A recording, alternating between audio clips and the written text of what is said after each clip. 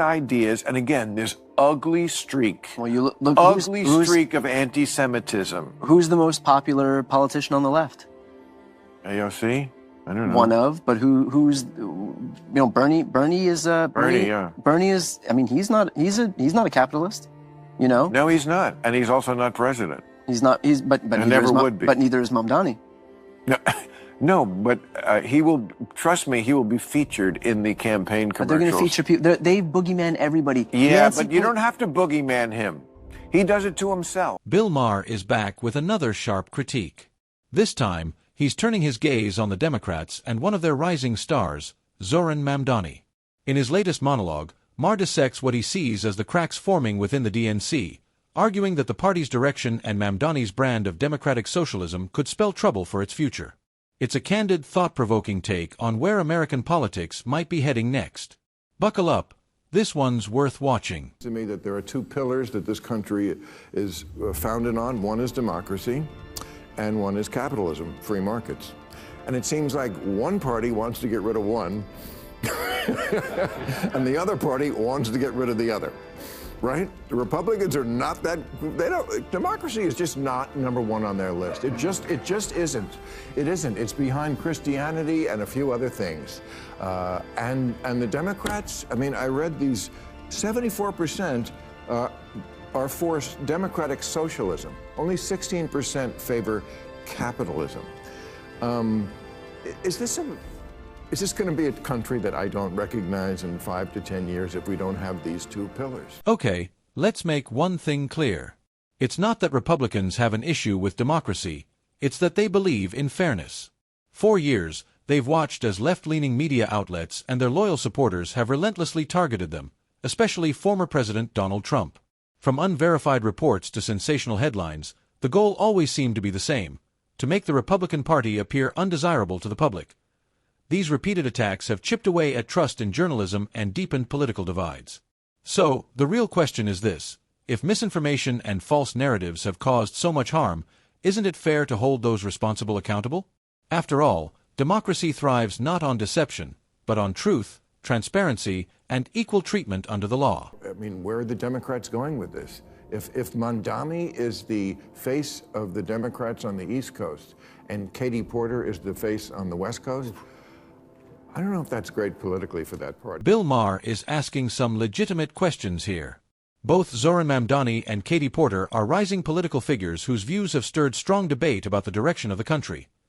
Mamdani, a self-proclaimed democratic socialist, advocates for rent freezes, publicly owned grocery stores, fare-free public transit, and higher taxes on large corporations and the wealthy. His vision, though idealistic to some, leans toward an economy heavily shaped by government control.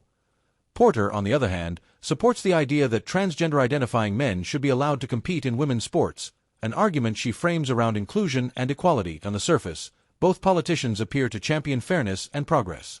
But beneath the rhetoric lies a more complicated reality, one that raises serious questions about fairness, economic sustainability, and the balance between compassion and practicality in shaping America's future. New York is New York. It's definitely it's the media capital, the financial capital.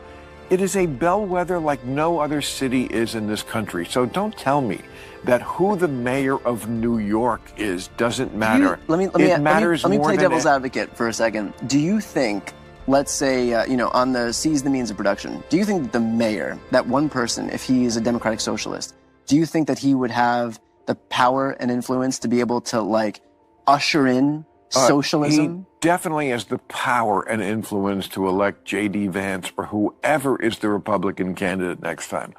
It is a walking commercial for the Republican Party nationally. The Republicans are going to... When you let the Democrat socialists, and now they're actually calling themselves socialists, when you let them take over a major American city, this is what you get. The state-run grocery stores, which work so well in Cuba and the Soviet Union and Venezuela. Did you catch what Maher said at the very beginning? He pointed out that electing Zoran Mamdani would practically hand the presidency to J.D. Vance, or whichever candidate the GOP puts forward. And honestly, he has a point. Many voters understand the real-world consequences of steering too close to socialism, and they're not eager to take that risk. America's political pendulum swings fast, and when one side pushes too far left, the other gains momentum. Maher's argument is simple but sharp. If the Democrats embrace figures like Mamdani, whose policies lean heavily towards socialist ideals, they risk alienating the moderate and independent voters who decide elections. In that case, the 2028 race could become an easy GOP victory. Mamdani's rise isn't just a New York story. It's a warning sign for the entire Democratic Party. Bad ideas, and again, this ugly streak. Well, you look ugly streak of anti-Semitism. Who's the most popular politician on the left? AOC? I don't know. One of, but who's, Bernie is, Bernie is, I mean, he's not a capitalist, No, he's not. And he's also not president. He's not, but never would be. But neither is Mamdani. No, but he will, trust me, he will be featured in the campaign commercials. But they're going to feature people, they boogeyman everybody. Yeah, but you don't have to boogeyman him. He does it to himself. Exactly. Mamdani ends up becoming his own worst enemy.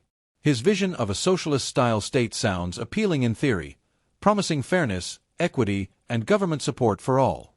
But in practice, it raises deep concerns about personal freedom, economic stability, and the cost of sustaining such a system. Beyond policy, Mamdani has also faced backlash for his outspoken views on Israel and a series of controversial posts that have polarized voters. These comments may resonate with a small group of supporters, but they alienate a much larger portion of the electorate who view them as divisive or out of touch. In a political climate where perception can make or break a candidate, Mamdani's rhetoric often overshadows his intentions. For many Americans, his ideas simply seem too radical, too risky, and too detached from the realities of governance, making his path to national leadership highly unlikely. But they'll do it regardless. Nancy Pelosi, Hillary Clinton, Gavin Newsom. Yeah, but they make anybody into boogeyman. It has. I think it was just have more weight when it's real.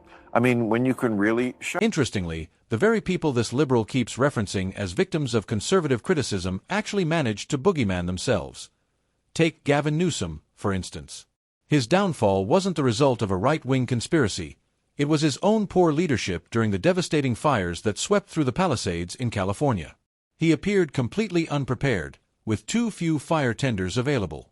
And to make matters worse, the water that could have helped save homes and lives was redirected to protect fish habitats. Then there's Nancy Pelosi, who didn't need any political opponent to tarnish her image.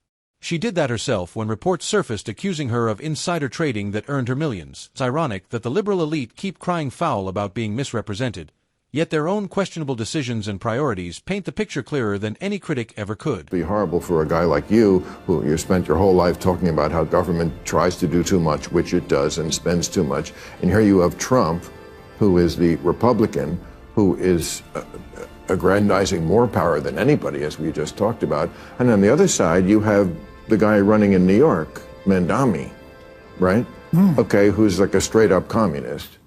I mean, he is. He talks about, the things that communists say. I mean, he wants free grocery stores, free buses. I want him to win.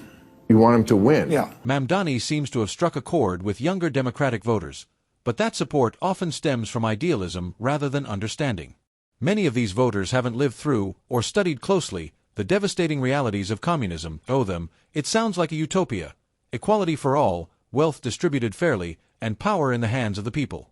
On paper, it's a beautiful dream.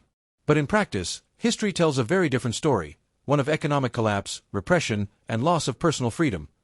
From the Soviet Union to Cuba to Venezuela, countless nations have tried and failed under the weight of such systems. What these young supporters don't realize is that behind the rhetoric of equality often lies control, censorship, and the destruction of individual ambition, the very things democracy seeks to protect. 20 years or so. Wait. We need